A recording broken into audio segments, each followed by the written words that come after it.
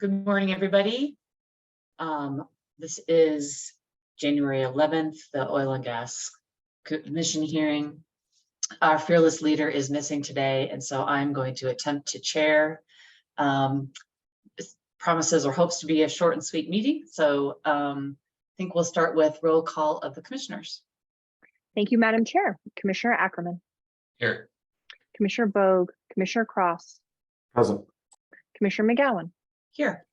Commissioner Mesner. Here. Commissioner Oath. Commissioner Robbins. Madam Chair, you have 4 out of 7 commissioners present.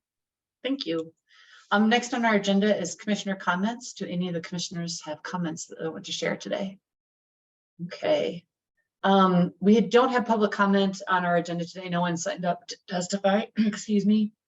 We did have one written comment about the Lowry cap, which is still going through completion review with staff. So just for folks' consideration, or just to let folks know, this is not in front of the commission yet. It's still going through review with our staff. And then next on our agenda is an ozone presentation from Mike Silverstein from the Regional Air Quality Control Council or Commission, and Jessica Furco, who works with the Air Pollution Control Division over at our sister agency, Department of Public Health and Environment. You all may recall that during our discussion about cumulative impacts and then the request for rulemaking from the WAG about cumulative impacts, we talked a little bit, or there was a lot of discussion about ozone and ozone attainment. This also following the presentation, the first presentation we had from CDPHE, where they were sharing the actual numbers from the monitors around ozone. And then we had a lot of questions about where is it coming from and what does the emissions inventory look like and how does that affect the state implementation plan? And so there were a lot of questions, and Mike and Jessica have graciously volunteered to talk a little bit about that with us today. And then Kate Fury and Chris LaPlante are also hopping on for phone a friend kind of situations.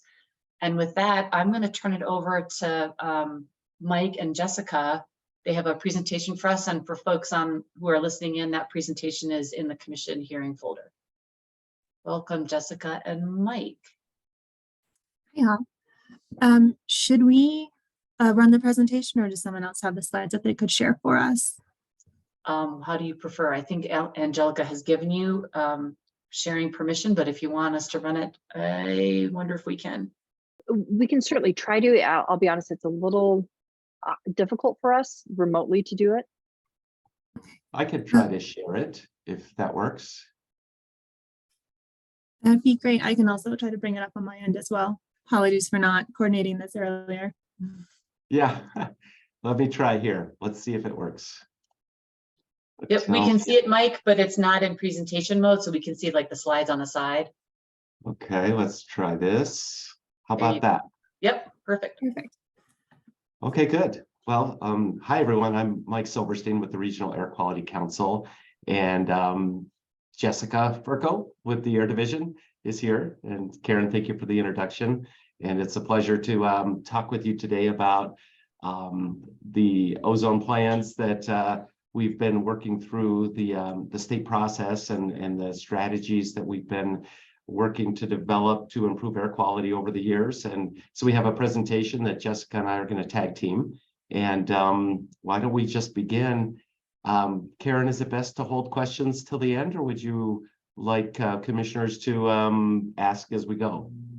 I think it's easier for us to take notes as you work your way through, and then we can ask questions at the end if that's okay with everybody. Okay. Okay, great. Well, thank you again. So, Jessica, I think, am I on first? Should I begin? Yes. Yes, you're the first couple of slides, and I'll jump in when we start talking about the December rulemaking. Okay, great. All right. The first slide here, this is a graphic of our ozone non-attainment area. It's a very large non-attainment area covering really the Denver Metro North Front Range urbanized area all the way up to the Wyoming border. We have 2 ozone standards, which is really complicated from a management perspective. But we have 2 standards from EPA. These are federal national ambient air quality standards for ozone. And we're in non-attainment for each of these standards. The first was adopted in 2008, at 75 parts per billion. And it's we're reclassified recently as a severe non-attainment area. And then we also have the tougher ozone standard adopted in 2015 by EPA at 70 parts per billion. And even though it's a tougher standard, we're classified at a lower classification level called moderate. And these are important classifications, not because the air quality is worse for 75 than it is for 70, where air quality is air quality, ozone is ozone, but it's the classification scheme in the Clean Air Act is based on when the standard was adopted and how long you've been out of attainment. And so the longer you're out of attainment, in other words, we're not making the progress we need by the mandatory due dates, EPA downgrades a region from a marginal through moderate to serious to severe classification. So as you can see, we've been out of compliance for quite some time for 2008 standard of 75. And so we're now in this severe classification. And that really makes a difference based for the mandatory control programs that come out of the federal government and the obligations the state has to get to compliance as quickly as possible. So we'll talk about the two different standards as we go through this presentation today, because there are implications depending on your classification. And so again, this is our region going up to the Wyoming border in Weld County, all the way down through Douglas County to the south. And this is just a quick summary of the ozone data. So again, we have this two standards, one of 75, one of 70. 70 is the controlling standard. That is the threshold for public health that drive our actions. So this graphic presents the number of days each year that we're out of compliance for the ozone standard. And you can see that it cycles up and down year to year, not because emissions change so dramatically from year to year, because meteorology is really the driving force in ozone concentrations on a daily basis. So if it's a hot, sunny summer day, we tend to get ozone building up. If it's on that the next day, for example, in that summer, it's a cloudy, stormy day, ozone doesn't have an opportunity to build up because we need that continuous sunlight and those warm, stagnant conditions for ozone concentrations to build up on a daily basis. So we measure ozone all the time on a minute by minute at many different monitoring sites. And this is the compilation of the number of days we're out of compliance each year. So going to just our recent year of 2022, we had a total of 35 days where we exceeded 70 parts per billion. And then we're about half of those days were over the threshold of 75. So we have an ozone issue. When you eyeball this graphic, we are better than we used to be. We used to have many more days each year over the standards if we go way back into the 1990s. So we've made some improvement, especially since that 2006 to 2012 period. But as you can see, 2021, 2018, we have these years where we no matter what we do, we get a buildup of ozone concentrations in our atmosphere, and it affects our public health on a daily basis. Okay, so this is of that ozone that is generated. These are the estimates of emissions that go into the human contribution to ozone. So as we could see by category, and these are calculated emissions of the two pollutants that cause ozone, nitrogen oxides and volatile organic compounds. And so we could see that in 2023, for example, by category, and then there's some short descriptions of what makes up each category for whether you have NOx emissions or VOC emissions. Again, both are important for forming ozone. And we can see for the different categories, how much from an emission perspective our human activities contribute. And so quite obviously, the oil and gas category is the largest emission sector for VOCs and NOx in our region. And so oil and gas is a very important contributor to our front range ozone problems. but it's not, again, the only source out there. We have the on-road mobile source category, us driving around on the roads, that it comes in second as a group. The non-road category, that's second place on this chart. And so we look at, what makes up non-road, all those things that aren't, that have wheels essentially, and that do work, but that aren't on the roads. And then we have point sources, the industrial facilities, area sources, which is just a big category as a group. So lots of things cause ozone. And so for our conversation today, I know our focus is oil and gas. And so when we look at oil and gas in detail, we can see how those emissions are broken down into the subsets. And so when we look at oil and gas emissions today in 2023, the estimates are here in front of us, where we have condensate tanks are a large source of VOCs for our region. Even those are they're much less than they used to be because of the control programs and the way that the industry is now handling the liquids. Pneumatic devices, those are these pieces of equipment at the pads that are opening and closing valves and using natural gas, the typically produce gases as the mechanism for providing pressure to do that work, and they vent. And so we have emissions from the pneumatic equipment out there. We have nitrogen oxide emissions from the engines, and that's a really important category. Nitrogen oxide emissions are really, we think now the more important pollutant to assess for emission controls, because the amount of NOx in our atmosphere reacting with VOCs is substantial, and we need to we need to reduce NOx, because that's what our technical assessment drives us toward, is how do we reduce NOx emissions. But we also need to reduce VOC emissions as well. It's not to minimize those VOC emissions, but it's the data is pointing towards we get a better response for ozone if we control NOx. So this is just, again, a breakdown in the various emission sources in the oil and gas sector. So when we plug all these emissions into our models, and that's how we estimate the future, we don't have a way of chemically analyzing the air to break down the different components of ozone. Ozone is ozone, and you can't tell from the measurements where it comes from. So you have to rely on these models.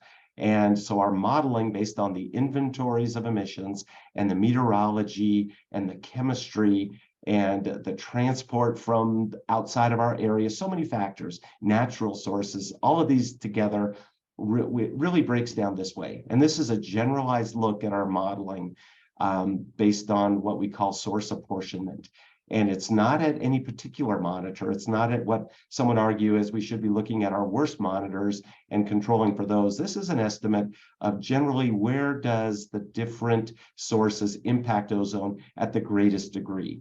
So oil and gas has the largest daily average in impact in parts per billion, followed closely by those on-road vehicles.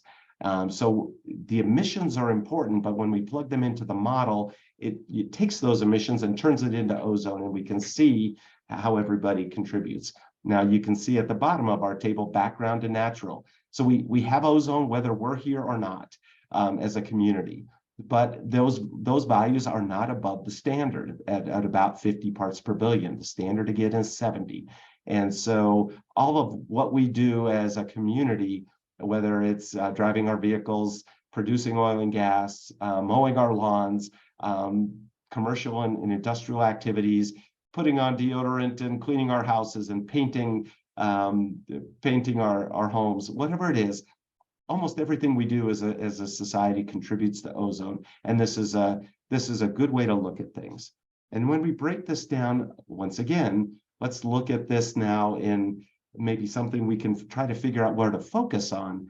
If we take oil and gas, for example, and break it down into the different components of oil and gas, and you can see those in the kind of blue shaded lines here, we can see that if we look at the say, oil and gas point sources at about 2 parts per billion, or oil and gas area sources at about 5 parts per billion. This gives us a way to say what part of ONG, for example, should we be looking at to try to make further gains. And so this is just another way to look at that same modeling to try to to focus a little bit. Say for the non-road sector, these are those engines and off-road vehicles and construction equipment and generators, things that aren't large point sources, and those that are not driving around on our highways and streets, but are doing work that are off the public streets. That's another big category we need to look at. So again, just different ways to break all this down and to try to focus our attention on what can make a difference. Okay, so I'll turn things over to Jessica, and she'll go through what the work we've done recently and what we call the state implementation planning process, and then we'll come back and wrap it up. Okay, thanks, Mike. And again, hi, I'm Jessica Furco, Planning and Policy Program Manager at the Air Pollution Control Division. And now that Mike has given us all some context and understanding about ozone in our region, I want to spend some time getting into the specifics about the rulemaking we had before the Air Quality Control Commission in December, related to the adoption of our formal and federally enforceable plan to bring the region into attainment, known as the State Implementation Plan, or SIP, and what we're looking to do over the next year and change to improve air quality in the state. But before I get into that, I do want to emphasize that SIPs are a limited portion of all the action being taken by the state to address ozone pollution, as they need to be responsive to specific requirements from the EPA and can only incorporate strategies that meet stringent requirements for federal enforceability. So many of the other valuable actions we are taking that generate real world reductions, including strategies and programs operated by the state and other voluntary or incentive-based strategies, are not reflected in the SIP. Circling back from my soapbox for a second here, in December, the Regional Air Quality Council and Division proposed 2 state implementation plans to the Air Quality Control Commission for consideration. One to address the region's requirements as a moderate non-attainment area under the 2015 standard that has a 2023 submission deadline to EPA. And one to address the region's requirements as a severe non-attainment area under the 2008 standard that has a 2024 submission deadline to EPA. Though the Commission did approve the moderate SIP and aspects of the severe SIP, planning efforts must continue, as we do not project we will demonstrate compliance with the 70 part per billion standard by our regulatory deadline in 2023. And as I'll elaborate on in the next few slides, the division identified a calculation error that necessitated several aspects of the severe SIP be re-examined to ensure that the plan still demonstrates compliance with the 75 part per billion standard by our 2026 attainment year. Next slide, Mike. So as I mentioned, during our rulemaking process, the division discovered an error in the emission factor that was utilized to calculate pre-production emissions, including drilling, fracking, and well venting. Correcting this factor almost doubled emissions associated with those pre-production activities, which increased the projected non-attainment area emissions overall by a little over 10%. So given the magnitude of this change in emissions, the division felt it was necessary and vital to temporarily withdraw aspects of the proposal impacted by these emissions to allow time for a transparent and intensive review process of how these emissions are calculated, and for us to also update our modeling to ensure that we still demonstrate attainment with the 75 part per billion standard in 2026. Before I move on to this, I do want to note that the Colorado Oil and Gas Association has also raised some questions indicating that some of the well counts that the division used in calculating and projecting future emissions associated with pre-production activity were a little high. So these emission numbers that you're kind of seeing on the slide here may decrease as we continue to look into this over the next couple of months as part of our deep dive review process. So next slide. So I want to take a moment with this very busy table here to kind of help clarify what was updated, what was advanced in the December rulemaking, and what needs to be reevaluated over the next couple of months and why. So the table here illustrates the different elements of the 2 SIPs. So in that middle column, you'll see the the moderate SIP, and then on the far right is the severe SIP. For the moderate SIP, we have a 2023 deadline for submission to the EPA. And because of this tight deadline, what we did is we updated the proposed inventory and incorporated those corrected pre-production emission factor numbers. And that SIP was approved by the commission and is being sent to the EPA for review. For the severe SIP, we had a 2024 deadline for submittal to the EPA. And so given this additional time, we withheld elements of the SIP impacted by this error, including our inventories and modeling, and are engaging in a stakeholder process to re-examine those emissions, update the modeling accordingly, and are proposing that in another rulemaking scheduled for the end of 2023. Further, we want to utilize this additional time to identify and advance additional control measures to ensure attainment with our attainment with the 75 part per billion standard, and also bring us into attainment with the 70 part per billion standard. So to kind of just summarize everything I've been saying here for the last couple of slides, and this, I know, very convoluted information. During the hearing process, we found a calculation error. We're taking time to further investigate and correct this error, and we'll be reproposing elements of our severe SIP in a 2023 rulemaking. And that rulemaking will also aim to include additional control measures to reduce ozone in our non-attainment area. So next slide. So we have a lot on deck for our team members and stakeholders in 2023. On this timeline here, I've kind of aimed to outline the high-level goals and milestones for our actions for this year's ozone planning effort. We are kicking off our stakeholder engagement process in a January 26th meeting. These processes will include inventory review and control measure identification and advancement. We're aiming to have all those technical analyses, including the inventory review and modeling, updated in the spring. By summer, we'd like to have the control measures identified and ready for inclusion in our SIP proposal. And in the fall, we'll be before the Air Quality Control Commission again for another rulemaking process. And next slide. At the same time, the division is engaging in advancing other rulemakings that will have ozone benefits as outlined on this timeline before you. Next week, in fact, we will be proposing rules pertaining to permitting in disproportionately impacted communities and building performance standards. In April, we'll be engaging in a rulemaking advancing control measures to reduce nitrogen oxide emissions from heavy-duty diesel equipment vehicles. In May, we'll be proposing expansions of our greenhouse gas management and manufacturing program.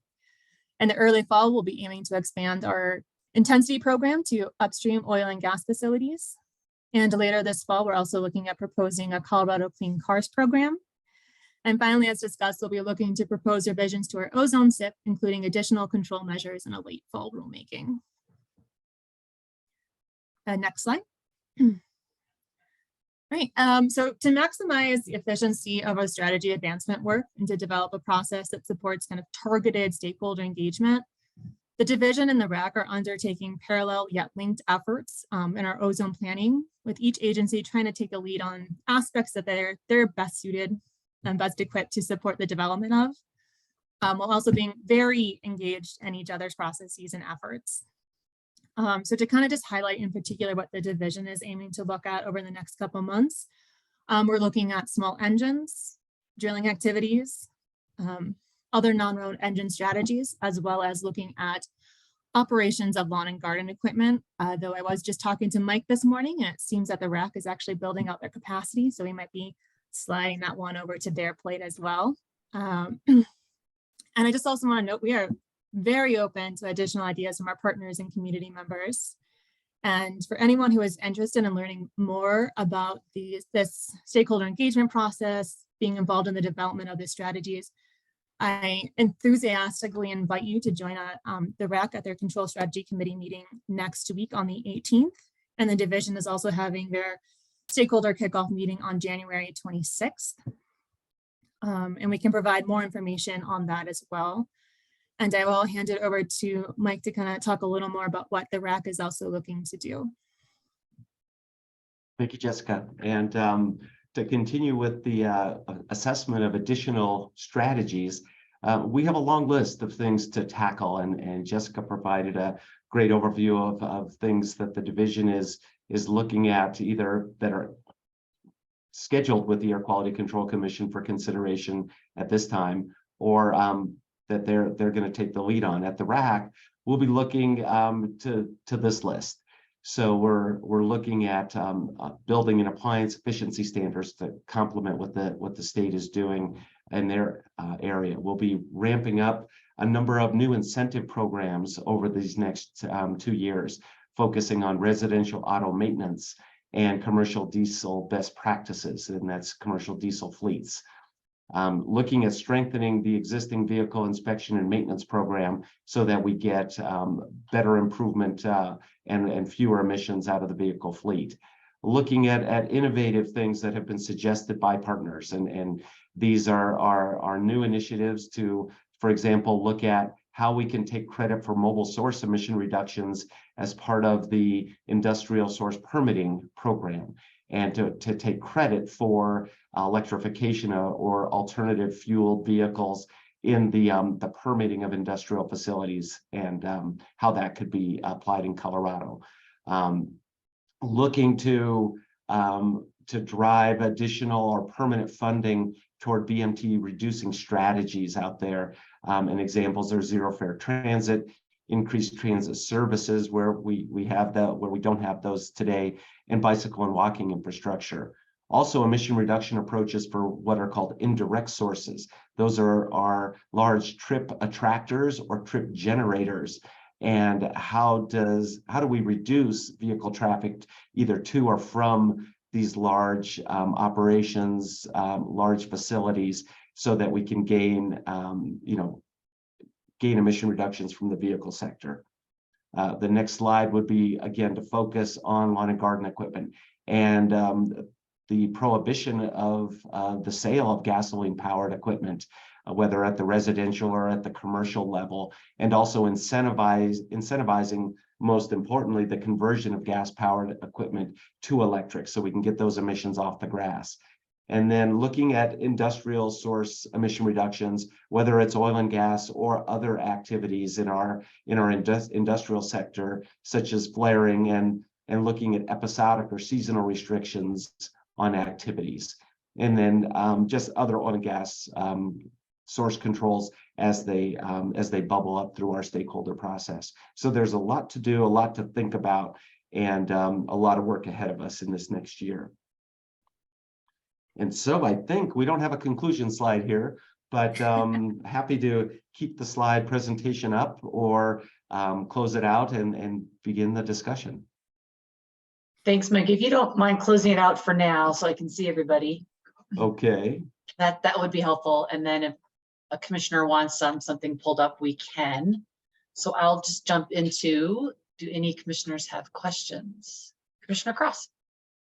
Thank you, Madam Chair, and thank you very much for this presentation. It was helpful. I wanted to try and go into a little bit more detail. I think it was slides 4 and 5 that had a little bit of the information on specifically the oil and gas sources. And one of the things you noted was a decrease in the VOCs, particularly from tanks, and I'm hopeful that's in relation to our regulations to decrease the venting. But one of the things that I wanted to touch on is you commented that the NOx was really the important thing to look at. And it looks like a few of the things that really jump out on the NOx are the hydraulic fracturing engines and the internal combustion engines on the well pad. Do you know if that's in relation to, if those are done using tier 2 engines, tier 4 engines, natural gas engines? How is that done given the different types of engines that are used?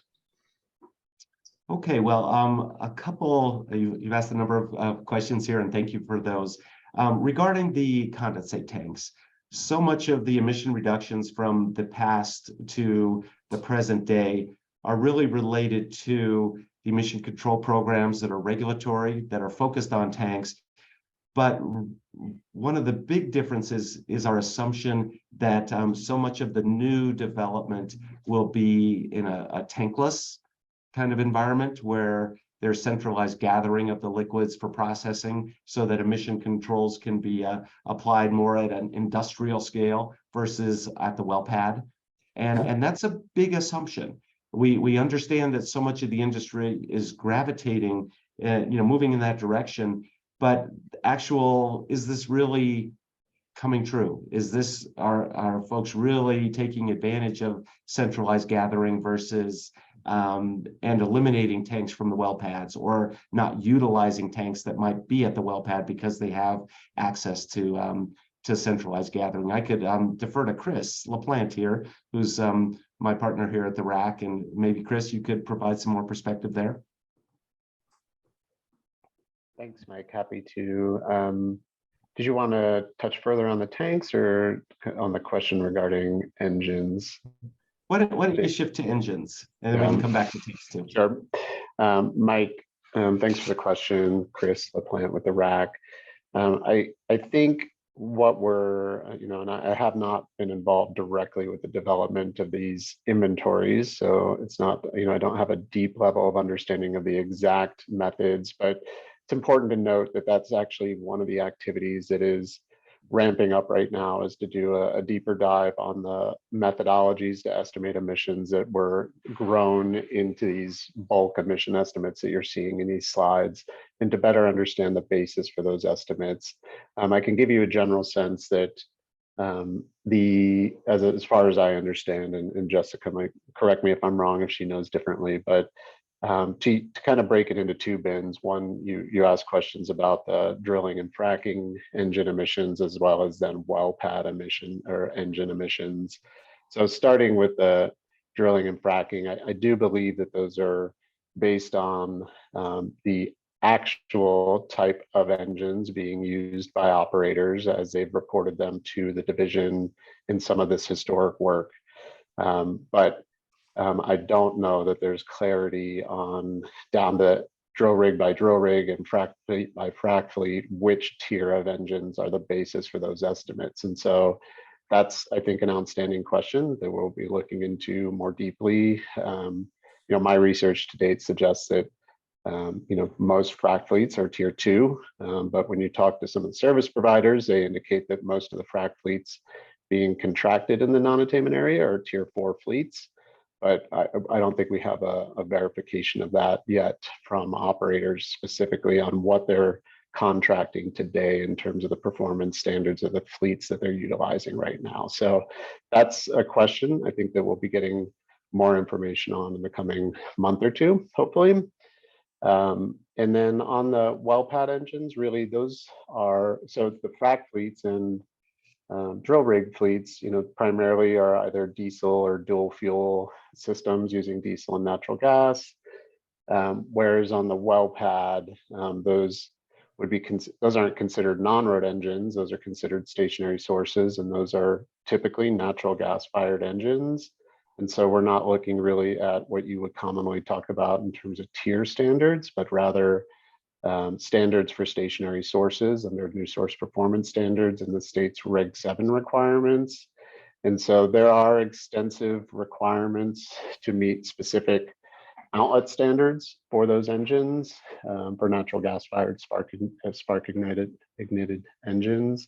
And so most of again, there could be a variety of standards being met by those engines that are on the well pad today, whether or not they're existing engines or more newly acquired engines.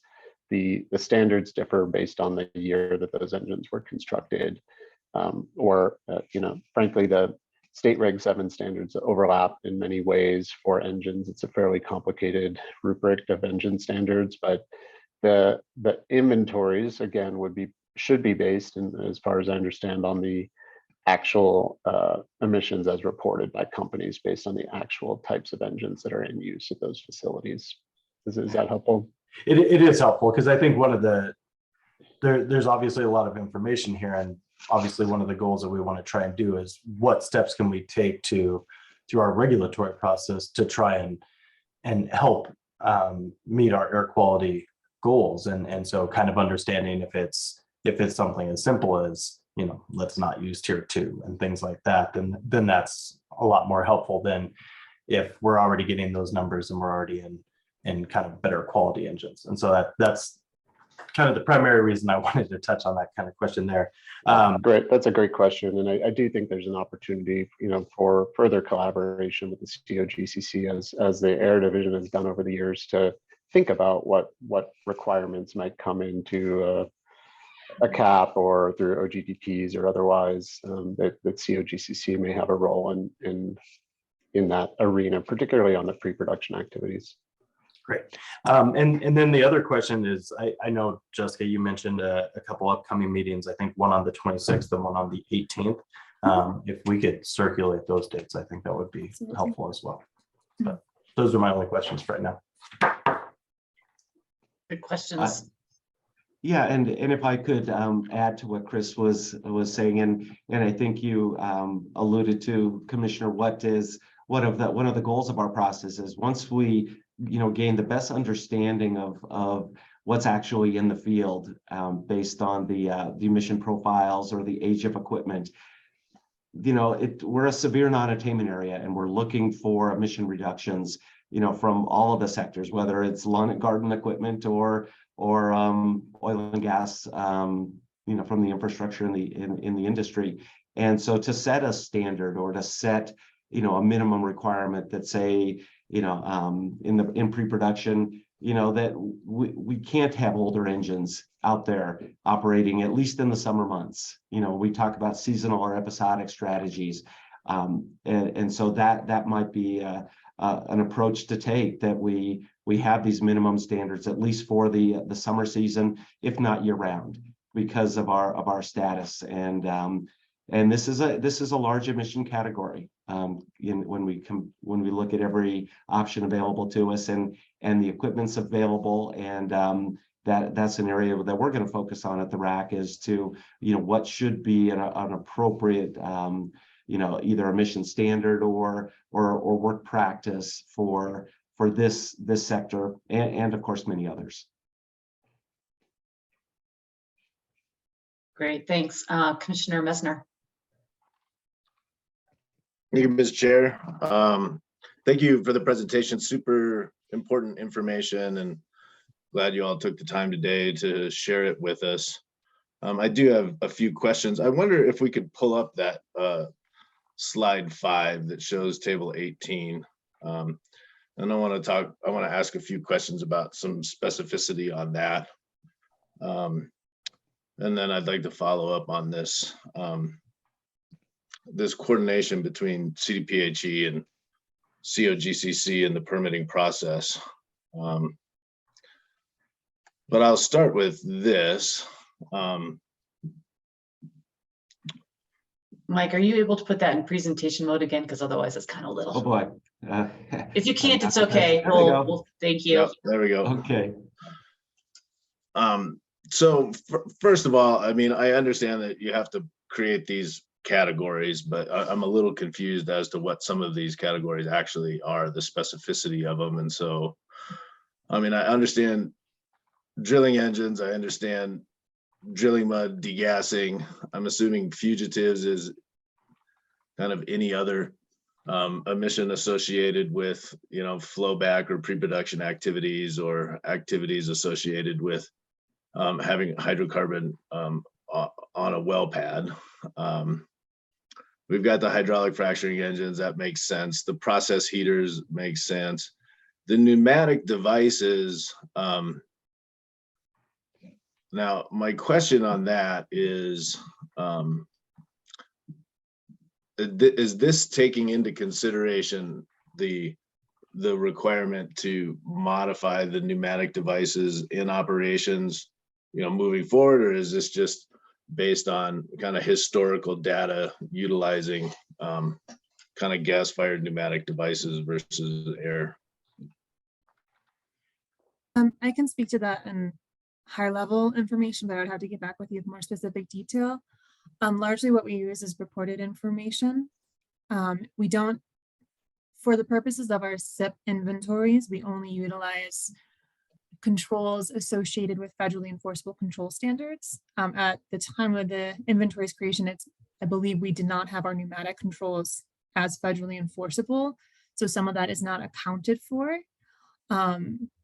nor is data like newer data, anything that's been reported in the past, let's call it year and change, has been accounted for too, based on when we also created these inventories.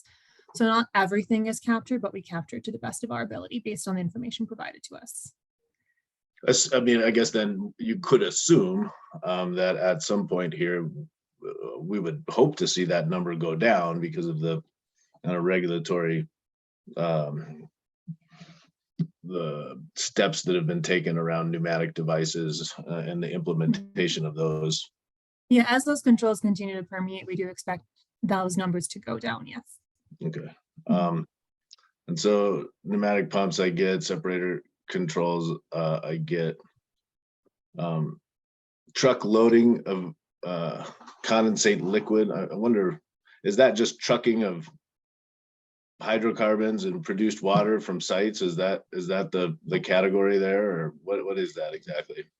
Is my understanding it's taking the liquids from storage, getting them into the truck, and then moving them on. So what you lose in that kind of the leaking. And Chris, I saw you had your hand raised, and you can maybe speak to this in a little more detail than I can. Sure, John, as far as I understand, again, that is, generally the movement out of storage tanks into transport trucks, typically, to move those liquids on to, say, the refinery, for example. So there are vapor losses in a traditional process.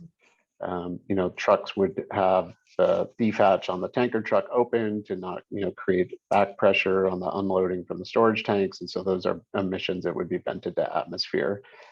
There are control programs that were adopted by the commission to require recycling of those emissions back to the tank and the control systems. So there are control requirements in place for that now. Okay. And then the other kind of big one I had. So I assume that the internal combustion engine's well pad is that primarily generators? Is that what that is? I would not expect it to be generators typically, at least in my experience. Usually those would be compressor engines at those well pads. My sense, again, I have some confusion myself on exactly what components fit into each of these categories, but generally from my work on permitting, typically at the well pad, you're going to see compressor engines, or I don't know, for example, if this includes like pump jack engines at well pads as well, but those are the two that would jump out to me. Okay. Some of this is also a little bit split in categories based on how the information is reported to us. So you'll kind of see internal combustion engines also under oil and gas point sources. And that's information that we have more kind of reported directly from APENS. And part of the reason I'm asking these, give you a sense part of the how reason that I'm asking these questions is that the more specificity that can be developed, and I'm sure that it will continue to be developed, through the rulemaking processes, but as we look at different expectations for operators through our permitting process or through a consultation with CDPHE, the level of specificity necessary in order to be able to implement some of these opportunities for emissions reductions in new operations is, the specificity is important.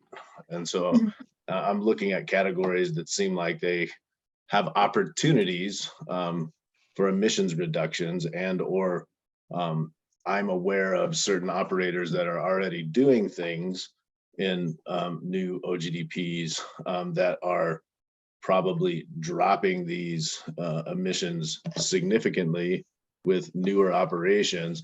But I don't know this until we get into the specificity of exactly what's causing what and how and why, so that when we're looking at permitting different operations in different parts of the non-attainment area, depending on whether or not there's access to electricity or produced water, removal infrastructure, or processing facilities, or whatever it is, that there are things that we can expect from operators that they do in order to be able to help drop some of these numbers, right? Yeah, I think that's a really good point, John. And I guess I'll just mention, it's also important to kind of think about things in terms of what exists today versus what's going to be new construction, which I think is the new construction side is really where the work on COGCC can have a significant impact on what's happening in the future. And it's a really important part of our process to see what's been done historically in addressing those existing source categories to reduce emissions, through retrofits or otherwise. So it's kind of, I often bin it into the, as I'm thinking about it, bin it into new versus existing. And these estimates would be, mostly, it's really the existing state today, right? And so we're having to, I 100% agree, we really need to know what's within these categories. And I do think there's been some documentation by the Air Division in our SIP documents that probably provides a little more resolution on these, what's specifically within these categories under these titles.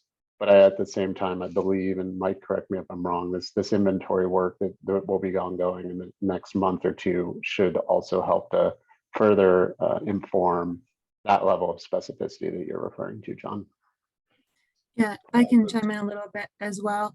We do have pretty robust technical support documents that accompany our inventories, both for oil and gas, other point sources, mobile sources, area sources, that go really into detail as to how we arrive at these numbers, what information is consulted, what specific sources are kind of lumped into these different groups, and where the data comes from.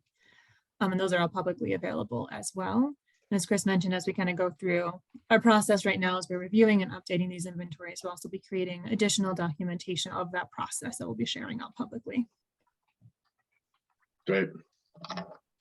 That's super helpful. I want to take that a step further though, and just ask, so in our permit review process, whether that's for an oil and gas development plan, whether that's for a comprehensive area plan, there's an opportunity and an expectation for CDPHE consultation on these permits as they go through.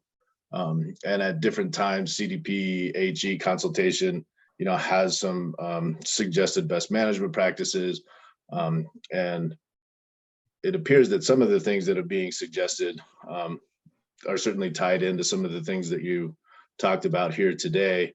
But it seems like there's things that you're talking about here today that may need to be implemented in order to move towards attainment or move towards the implementation of the SIPs that have not up to this point been included in CDPHE consultations or best management practices. And so I'm wondering how CDPHE is coordinating between, information provided by the RAC and information provided by APCD, and how that consultation is occurring, so that at the permit level, when we're reading the consultation from CDPHE and trying to understand what expectations CDPHE is going to have for certain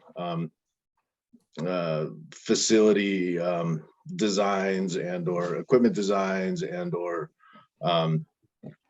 power sources or whatever those things may be, how those are being coordinated in and amongst CDPHE, so that we know that we're permitting things that are going to help move the SIP forward. Does that make sense? I think so. I can start kind of speaking to what I understand your question to be, and I might tap Kate Furian, who does a lot of the consultation work. So I definitely say identification of best practices and steps that we can all collectively take to reduce emissions is definitely an ongoing process. So, we do definitely have a pretty robust list of best practices right now that I understand are kind of communicated throughout the CAP process in particular. We're also just looking to identify more of those, what else can we do to reduce emissions? I mean, that's an ongoing conversation. If we're looking to move any of these into more of a regulatory framework through APCD or specific regulations to the Air Quality Control Commission, we definitely engage in very robust stakeholder processes and engage with industry and engage with our other colleagues who work with oil and gas sources directly to kind of get as much feedback during that development process. And then, that we do our best to communicate out those expectations once those regulations are in place, and our permit review engineers are also aware of those and, speak to those and make sure that those are clearly communicated to sources as they're going through the application process as well. And Kate or Chris, was there anything y'all wanted to add? I know you have more experience in this area than I do. Yeah, real quick, I just want to say that a lot of the BMPs do flow directly from areas that are identified from our emissions inventories or from the SIP as areas that there aren't existing regulations for, but that we can ask for voluntary compliance. So for instance, two BMPs that come to mind directly that affect NOx and VOCs would be electrical drill rigs, that BMP that we request on every single OGDP and every single CAP, as well as asking for tier 4 engines for the completion engines.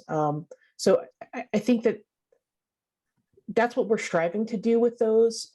And our BMPs are kind of on the tip of the spear, as it were, because they're not required through regulations or through any AQCC rules, but we try to get the operators to agree to as many as we can.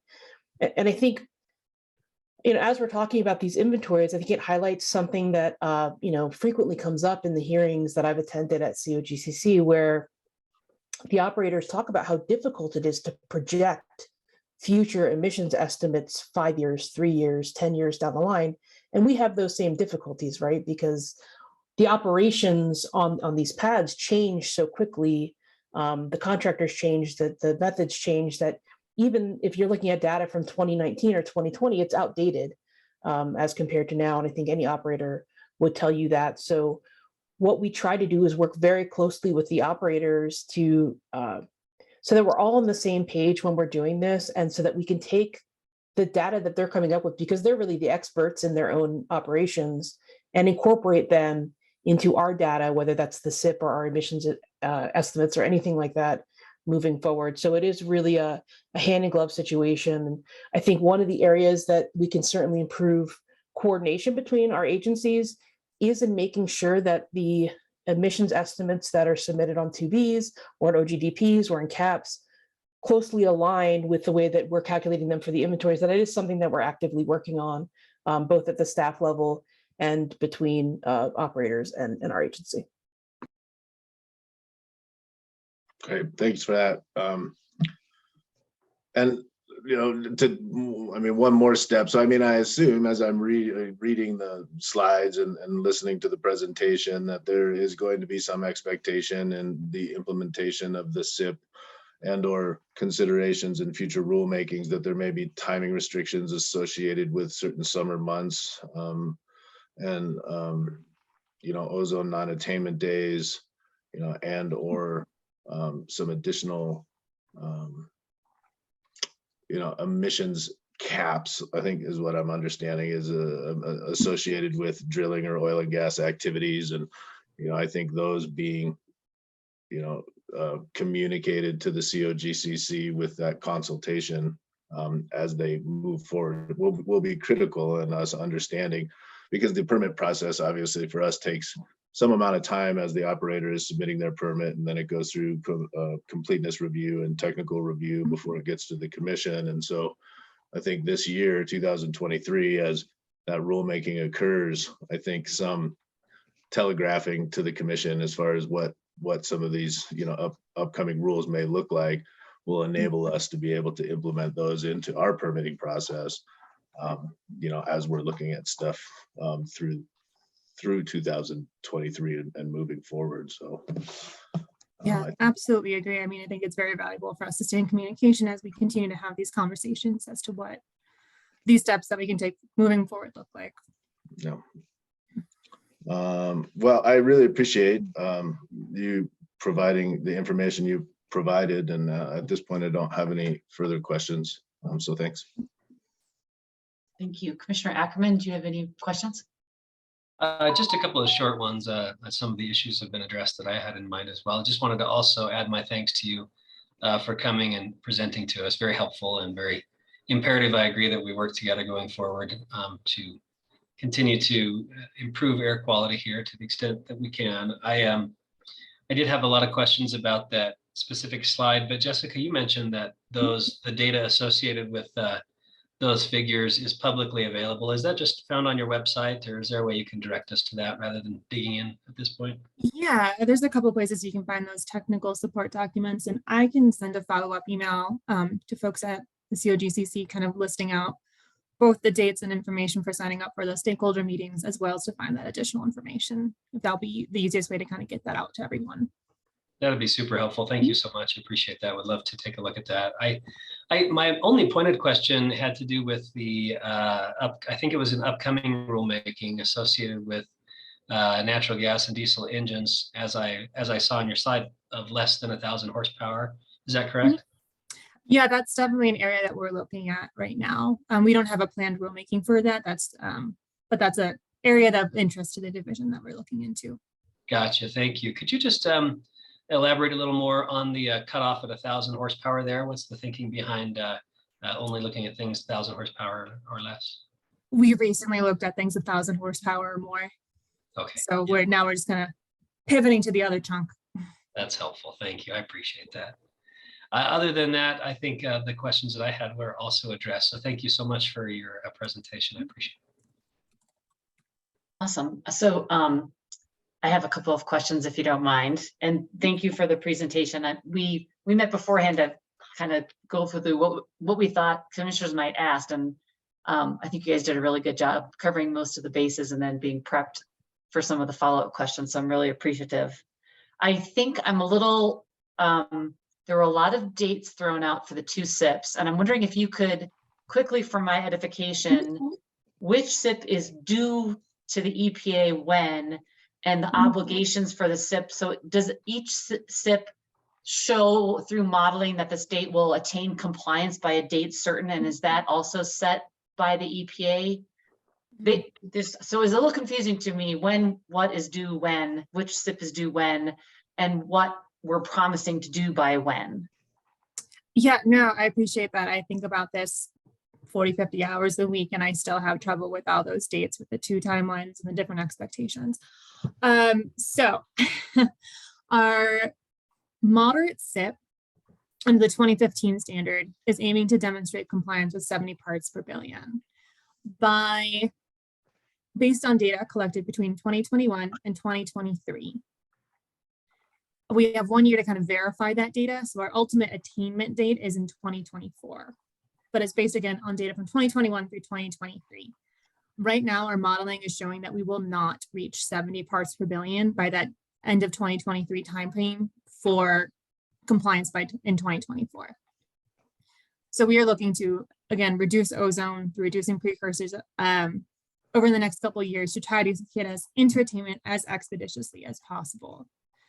The plan that we are required to submit to the EPA for that SIP is due in 2023.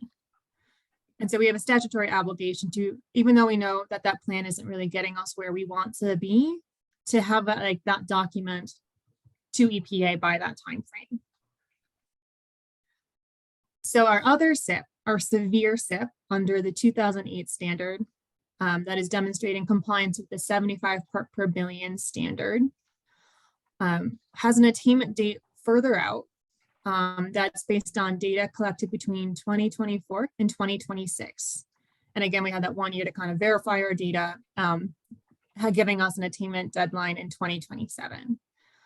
Our modeling currently projects that we are on track to attain 75 by the end of that 2026 summer ozone season.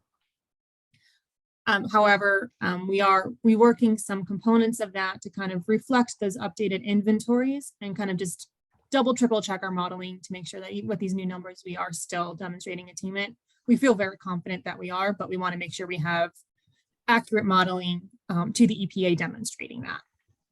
And that SIP has a deadline in 2024. So again, we also had a little more time to get that document to EPA and by our legal deadlines.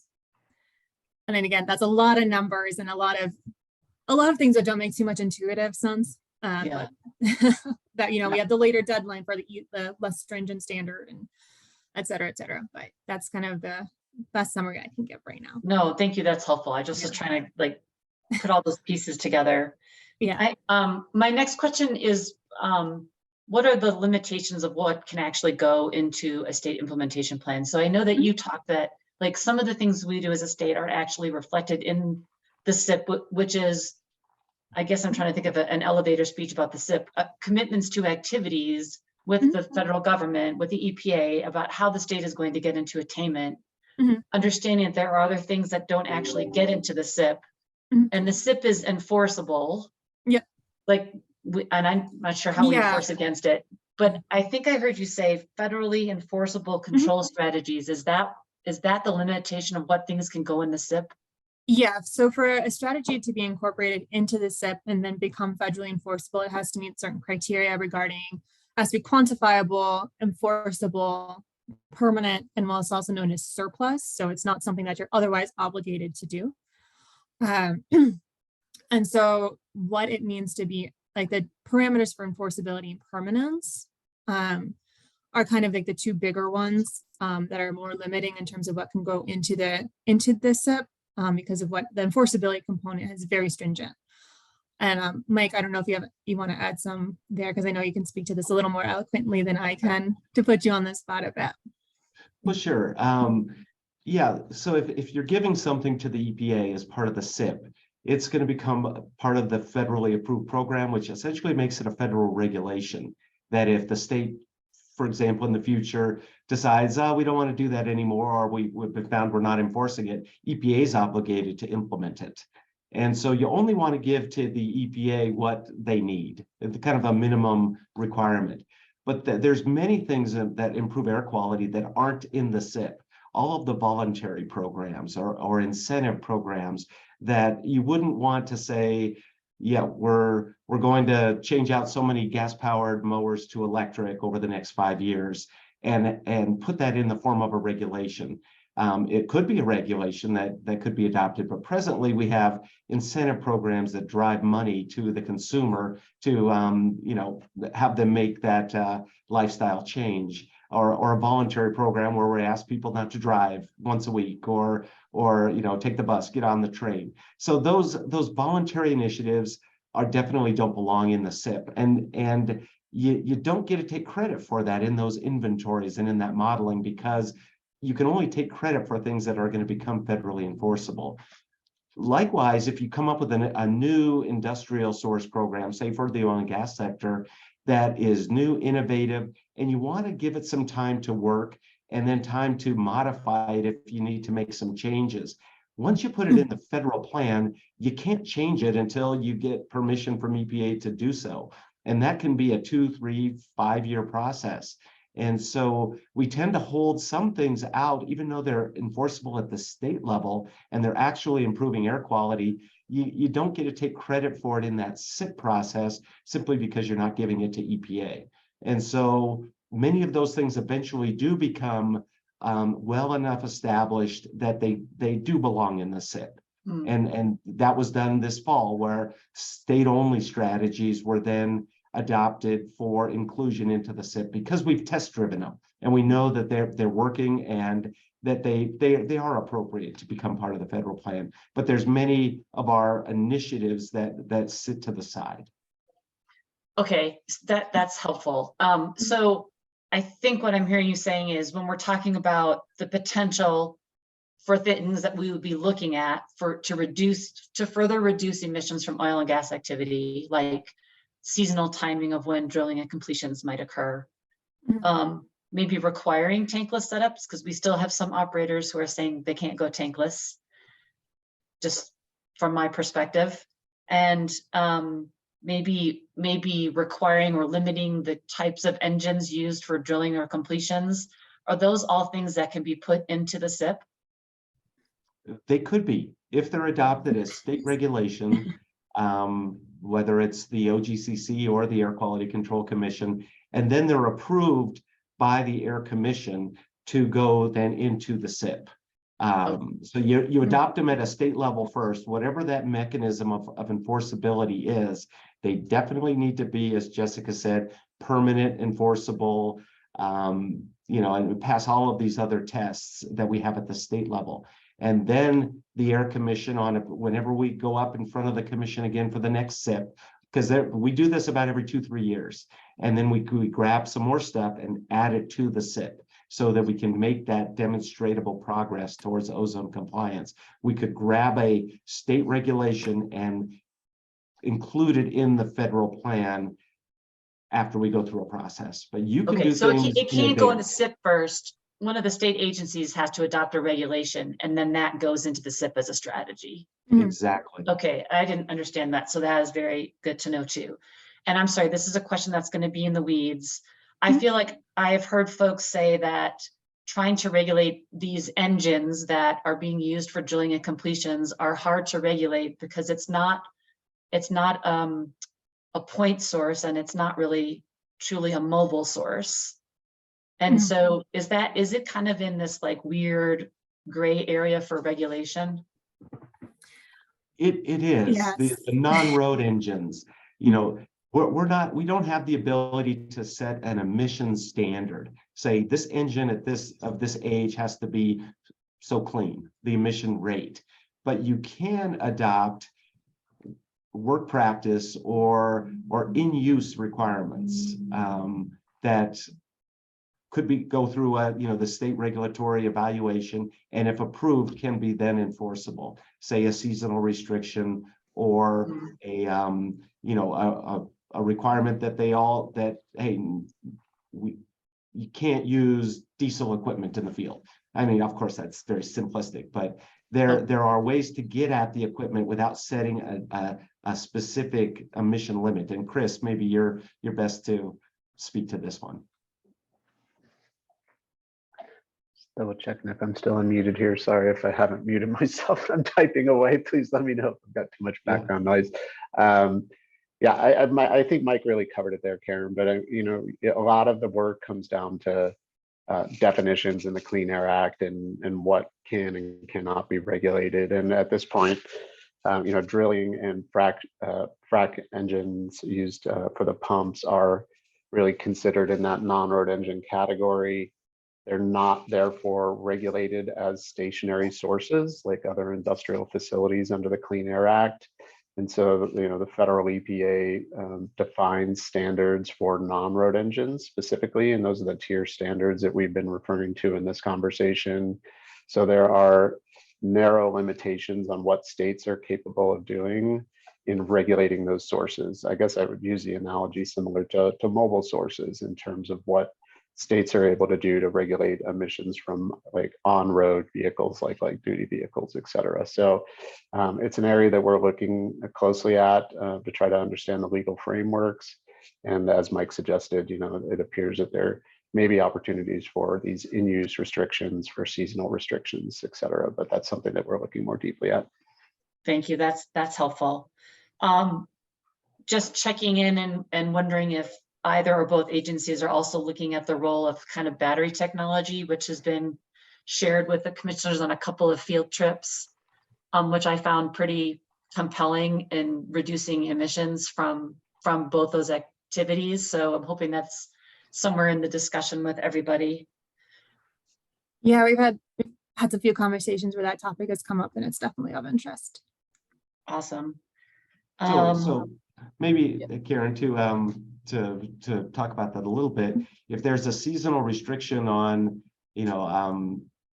pre-production activities that that are adopted or that are considered, there could be say an off-ramp that you would say, okay, if you want to not be tied to these seasonal limits and you're committed to operate things using either battery or electric equipment, there's your off-ramp.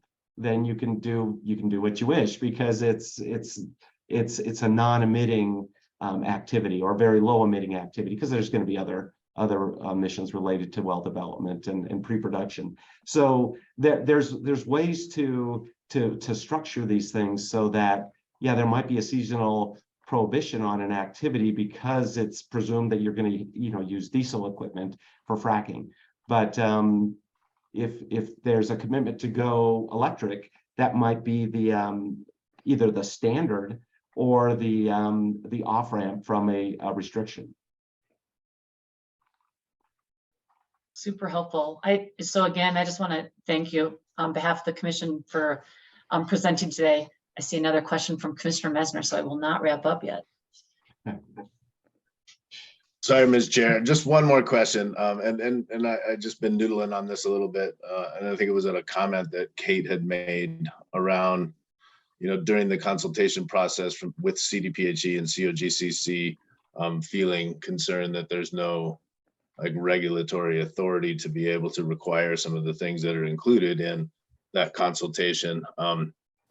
I mean, I know that there are some challenges with CDPHE having direct regulatory authority, but from this commissioner's standpoint, COGCC does have authority, particularly in review of OGDPs and caps associated with proximity to residential building units or other sensitive receptors, as we review it under 604B4, to have pretty broad authority as far as requiring certain BMPs associated with emissions and other things that could potentially impact public health.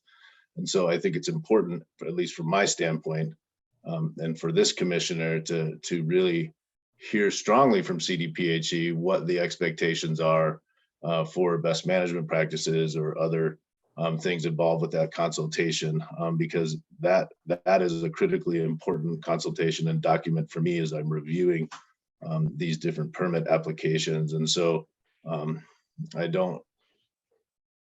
I would not be as concerned about the regulatory authority as far as CDPHE be able to directly requiring it, but rather communicating to COGCC, this is what CDPHE feels like is important in order to be able to protect public health, safety, welfare, the environment, wildlife resources, so that we have the information we need as COGCC commissioners in order to be able to exert our regulatory authority should we choose to, based on some of the information that you're providing. And so I just wanted to reiterate that thought. So, Commissioner Messner, and thank you for that. This is an area that I think, and formerly working at the Air Division on these issues, this is an area that we've really strive to understand the limits of authority, and in certain areas I do believe COGCC commissioners do have broader authority in some of these arenas and can be frankly more nimble at this point in time in terms of maybe getting ahead of the curve before it's something that has to go through a full commission rule adoption process with the Air Division, as we're trying to get emission reductions as early as this summer. Every summer is important in our design values for the ozone standard. So if there's opportunities to collaborate with COGCC on the approvals that you're adopting, those will have long-standing benefits moving forward, and they can overlap any future regulations that may be adopted by the Air Commission and get out in front of some of these critical issues on some of the more high intensity emitting sources. So I think that's a great point that you make and appreciate that perspective. Well, thanks. And I would second that. And just to reiterate that, the SIP process is, I always refer to it as, hey, it is a driving factor in improving air quality, but it is not the air quality program of Colorado. And so we can rely on work that OGCC does to reduce emissions and either take credit for it or build that into our base assumptions, whether even if it's not a regulation, but if it's something that is considered to be kind of standard practice or permanent in from your perspective, that improves air quality, that reduces emissions, and we want to figure out how we can account for that. And so we can rely on the work that you all do, and if you have authorities to do some of the things we've talked about, and believe that it's in the state's best interest and it's adopted, that's much appreciated from our perspective, because then we can point to that. And so if there's anything that you're considering in your decisions, and again, that they need to be versus goals, more of a permanent feature in the future of our state in this industry, then we're happy to contribute to that conversation along with the CDPHE and its consultation role in providing that guidance you might think is important to make those decisions. So we're happy to help and be of service. Great, thank you. Any other commissioners? Well, thanks again. Super helpful and informative. And as we try to figure out how we work together as agencies and collaborate, I think it's important that we have these conversations and these kinds of presentations. So I'm very much appreciative. I know the other commissioners are as well. Thank you so much. Thank you. With that, I think we're at the end of our agenda. Anyone else have anything they need to cover or add? Commissioner Cross. Can and Ms. Furco, I know that you said that you would also be able to send along the information related to finding that data publicly, but could you also send around the information to sign up for the 118 and 126 meetings? Absolutely. Thank you. Thank you. Anything else? All right, with that, I would look for a motion to adjourn. So moved. Second. Moved by Commissioner Cross, seconded by Commissioner Mesner. All those in favor, say aye. Aye. With that, we are adjourned. Thank you, everybody. See you next week.